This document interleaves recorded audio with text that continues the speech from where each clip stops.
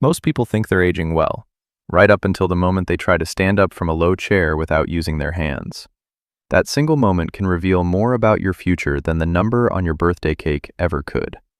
Here's why this matters. Researchers have spent years studying older adults, tracking who stays independent into their 80s and 90s and who doesn't. And what they kept finding wasn't about genetics or luck or even age itself. It was about 7 specific everyday abilities. One of them, and I'll tell you exactly which one in a few minutes, is linked in published research to an 84% higher risk of dying within the next 10 years for people who can't do it. That's not a typo, 84%. So today, we're going to walk through all 7. You can test yourself right along with me right now, from your chair or standing in your living room. By the end, you'll know exactly where you stand and exactly what to do about it, starting today. Here's the part almost nobody talks about. Decline doesn't arrive all at once. It doesn't knock on the door. It creeps in. You start using the armrest to stand up, and you tell yourself it's just more comfortable. You start holding the railing on stairs you used to climb without thinking. You stop carrying both grocery bags at once. None of it feels like decline in the moment. It feels like a small adjustment, a minor accommodation. That's exactly what makes it dangerous. Your body and your brain are remarkably good at quietly compensating, covering for weakness so well that you don't notice you've lost ground until something forces the issue. A fall, a flight of stairs that suddenly leaves you breathless, a jar lid you can no longer open. This isn't about blame. Nobody decides to lose strength or balance.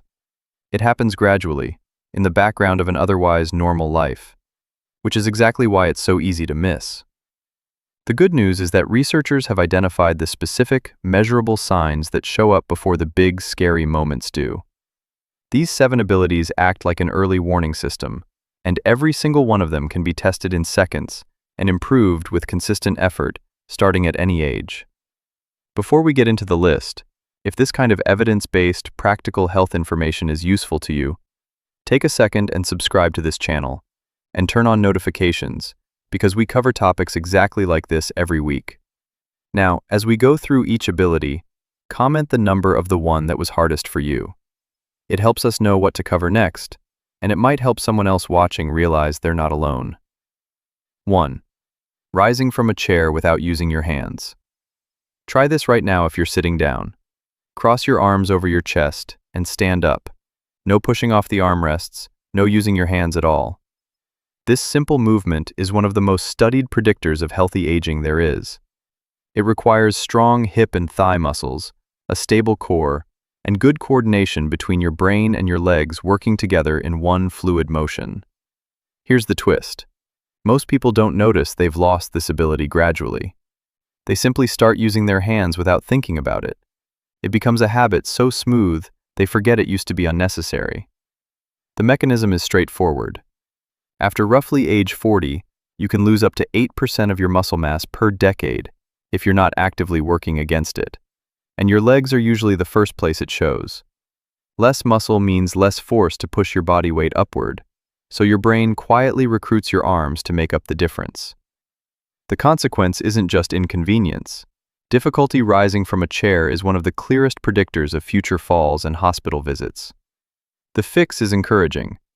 Practicing slow, controlled sit-to-stand movements, even 5 or 10 repetitions a day, rebuilds this strength faster than most people expect. That one was about your legs. The next one is about something even more closely tied to how long you live. 2. Standing on one leg for 10 seconds. Here's the ability I mentioned at the very beginning. Stand near something sturdy you can hold if needed, and try lifting one foot a few inches off the ground. Can you hold it for 10 full seconds? This is one of the simplest tests in medicine, and one of the most predictive. It measures the communication between your inner ear, your eyes, and your muscles. A system called proprioception that quietly keeps you upright every time you walk across a room. Researchers following adults over 50 found that people who couldn't balance on one leg for 10 seconds had a dramatically higher risk of death within the following decade. Some studies cite a figure as high as 84%. Not because balance itself is fatal, but because poor balance is a marker of broader, often invisible decline in the nervous system and muscles working together. The good news is that this is one of the most trainable abilities on this entire list. Practicing for even 30 seconds a day, near a wall or countertop for safety, has been shown to produce measurable improvement within a matter of weeks. Balance is about your nervous system. The next ability is about something you do hundreds of times a day without thinking. 3. Grip strength. Shake an imaginary hand right now, as firmly as you comfortably can, or squeeze a rolled-up towel in your fist. Grip strength sounds like a small, isolated measurement. It isn't. Researchers call it a hidden health signal because your hand muscles are connected, through nerves and circulation, to the same systems that determine your heart health, your bone density, and even your cognitive function. The twist is that grip strength tends to decline years before people notice weakness anywhere else in the body, which makes it one of the earliest available warning signs of broader physical decline, long before a fall or a diagnosis ever happens. The mechanism comes down to muscle fiber loss and nerve signal efficiency, both of which decline with inactivity. The consequence shows up in daily life as struggling to open jars, carry bags, or turn a stiff doorknob. Small frustrations that are actually early data points. The micro-solution is almost absurdly simple. Squeezing a stress ball or a rolled towel for a few minutes a day, several times a week, measurably improves grip strength in older adults within a couple of months. If grip strength is the early warning sign, walking speed is what some researchers call the report card. 4. Walking speed. Walk briskly across a room, the way you would if you were a little late for something. Not a stroll, a purposeful pace. Multiple research teams have independently called walking speed the sixth vital sign of aging, right alongside blood pressure and heart rate. A pace of roughly 2 to 2.5 miles per hour, about 1 meter per second, is consistently linked to lower rates of heart disease, dementia, and hospitalization. The twist is that walking speed reflects almost every system in your body at once. Your heart and lungs supplying oxygen, your muscles generating force, and your brain coordinating the whole motion in real time. It's a single number that summarizes dozens of biological processes. When walking speed declines, it's rarely about the legs alone. It's often the first visible sign of strain somewhere else in the body that hasn't been caught yet. The encouraging part, walking speed responds quickly to training. Studies show that adding short bursts of brisk walking into a daily routine, even 10 to 15 minutes, can measurably improve gait speed within weeks. Walking tells you how your whole body moves forward. The next one tells you what happens when things go wrong, and you need to recover on your own.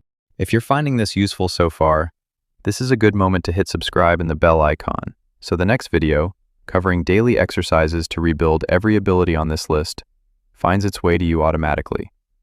Also, drop a comment with your age and which of these you found hardest. It helps us tailor future videos to what people are actually dealing with. 5. Getting up off the floor without using your hands. This one is sometimes called the ultimate integration test because it requires almost everything: leg strength, core stability, hip mobility, balance, and coordination, all working together at once. If you're able to safely try it, lower yourself to the floor and stand back up without using your hands for support. If that doesn't feel safe right now, simply picture the last time you were on the floor, gardening, playing with a grandchild, picking something up, and how you got back up. The twist is that this ability is rarely tested until it's needed in an emergency, typically after a fall, which is exactly the wrong time to discover you can't do it.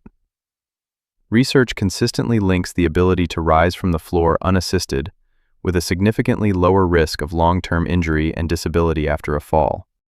The mechanism involves fast-twitch muscle fibers, the type responsible for quick, powerful movements, which are typically the first muscle fibers lost with age and inactivity. The micro-solution is to practice the movement deliberately and safely, ideally with something sturdy nearby for support at first, building the pattern back gradually rather than waiting for an emergency to force the issue. Getting up off the floor is about raw physical capability. The next one is about something you do without ever thinking of it as a test at all. 6. Carrying groceries independently. This is the ability that rarely gets framed as a health marker, but it should. Carrying 2 full grocery bags, one in each hand, up a short flight of stairs or across a parking lot draws on grip strength, shoulder and back stability, cardiovascular endurance, and balance, all at once, under real-world conditions. The twist is that this is often the first ability people quietly outsource, asking someone else to carry the bags or making more frequent, smaller shopping trips, without ever registering it as a loss of capacity. It simply feels like a preference. The mechanism is the same combination of muscle and cardiovascular decline we've already covered, but tested in a real-life, functional way rather than a clinical one, which is exactly why researchers consider it such a meaningful, practical marker of independence. The consequence of losing this ability isn't dramatic. It's a slow narrowing of what you do for yourself. And that narrowing over years is one of the strongest predictors of reduced quality of life in later decades. The fix is simply continuing to do it. Carrying moderate loads regularly, even practicing with a couple of filled water jugs at home, maintains the exact strength this task requires. That one was about your body working under everyday conditions. This last one brings your brain into the equation too. 7. Dual tasking, walking and talking at the same time. Try this one as you watch. Stand up and walk a short distance while counting backward from 20, or simply continuing this sentence out loud.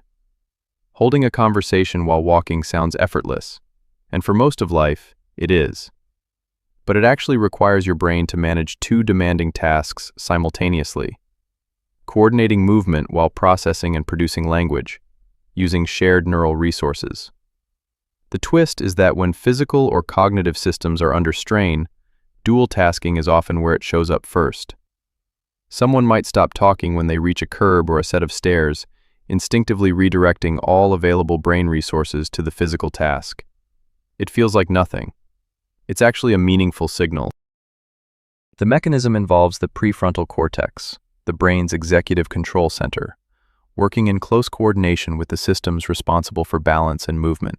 When that coordination weakens, dual tasking is one of the earliest places researchers can detect it. The consequence, left unaddressed, is associated with higher fall risk, because the brain becomes less able to handle an unexpected obstacle while also thinking or talking.